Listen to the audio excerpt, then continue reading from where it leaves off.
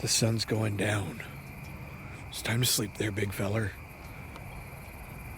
Park my car like this because she's been a bad girl. She's got to sit in the corner, stare at a pole. That's all you get, okay? Closest you're going to get to a pole, so you stare at that pole. Today, we're going to talk a little bit about tow capacity. So, I spent my whole life working in the RV industry, which is how I came to the grand conclusion to put a trailer on the back of that bad girl, despite the fact that the GM owner's manual does state not to tow. But there's a few factors involved in towing, which we will go over today, one of which is the hitch. If I had to custom make a hitch, I would not have done it. That is the absolute fact. I would not have put this bad girl, which is pretty hard to see because it's now dark out, and every time I try to shoot this, it's dark. I would not have put a hitch if I had to actually build it. It's getting a little rusty. She needs a little paint. Kind of regret cutting out my bumper, but that's what they recommended you do for it. So that's what I did. When I decided to officially tow with this car, and I did my preliminary research before I spent the money on the hitch, I looked up what the Alpha platform is rated to tow.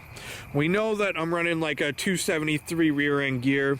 I'm running an 8-speed transmission, and I'm running a 6.2 liter V8, pushing 455 to the crank, anywhere between like 380 and 405 to the wheels. So the power portions are there.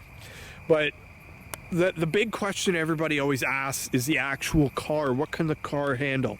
So the Alpha platform, if you went and bought a Cadillac ATS, is rated to tow 1,000 pounds.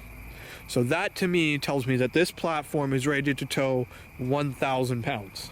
Not the drivetrain, nothing in here, just the actual, car itself.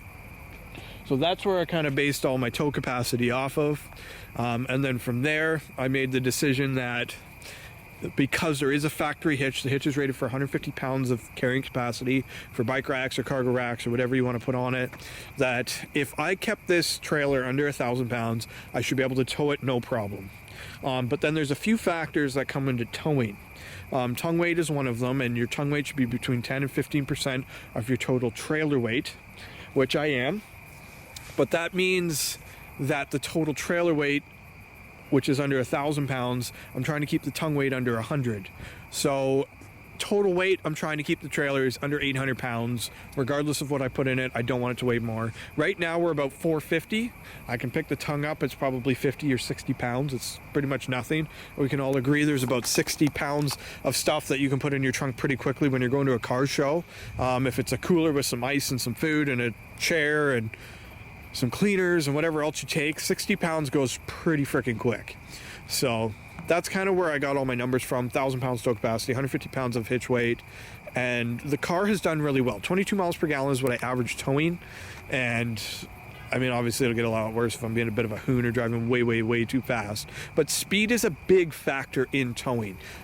I believe in the US it's 55 miles per hour is like the national speed limit for towing, regardless of your state or posted speed limit.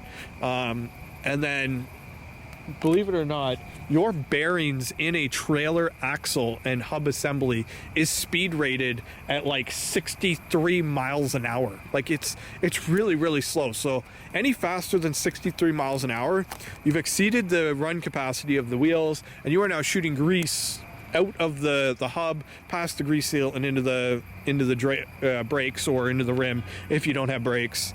So there's a lot of factors that are involved in towing. My cargo trailer is tongue biased because the axle's really far back.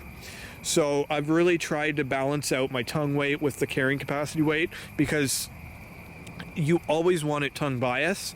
And I balance this out more so by having the tongue down about 1.5 inches from the back height. So it's bias anyways, and then it allows me to put a little bit more weight over the axles because it's already down, and you just kind of have to play with it a whole bunch to find your sweet spot. So there's been a lot of math and a lot of experimenting and a lot of towing at different situations. I put the small tires on it to get my ride height down, which helped my fuel economy huge. It helped the ride huge. It bounces less. The tires have a lower load capacity, so they're not as hard. So they actually flex more, which has made a smoother towing, and it's been better. And everything about this has been a learning, experimenting process. I did intend to film this with the trailer, but I don't have this access to the trailer all the time, so I just figured we'll show you this beauty and we'll just spend a minute staring at it and talking about the different numbers. So being I've spent my entire life in this industry, it really wasn't a big deal to jump into it. I've had customers tow with 5th gen Camaros of the product I build, and those were weighing in around 1,200 to 1,400 pounds, and they towed it coast to coast. So if they can manage that in a 5th gen, no offense to 5th gen owners, but I'm pretty confident my 6th gen could handle a 400 to 700 pound load capacity effortlessly, and it has. It's been really, really good. Tire temperatures don't rise. None of the temperatures rise. The transmission's rock solid. Everything has been absolutely splendid. So that's kind of where I got my numbers from. And a lot of people have asked, and the most common question is, where did you get your tow capacity? And I feel like the platform is the platform and its performance is its performance. It doesn't matter if it's in an ATS, a Camaro, or an Escalade. It doesn't matter. Your platform is your platform. And you can't work outside of that. And this is a unibody car with obviously not a chassis, so you can't do as much with it. And I'm not going to do anything ridiculous like a Hensley Hitch and put like a 9,000 pound Airstream on it. Some dealers will, and they're absolutely insane, and people have actually died because of their so-called knowledge and negligence. I'm not going to name names, but it's definitely happened. So I am trying to keep everything safe and everything comfortable, but at the same point, I needed to do something revolutionary for the channel, for the Camaro community. I needed to kind of find my thing, and when you work in an industry your whole life, it makes perfect sense for that to kind of be your launch platform, because I do have access to so much more than anybody else would. We are one of, I want to say, 4 or 5 manufacturers left in all of Canada.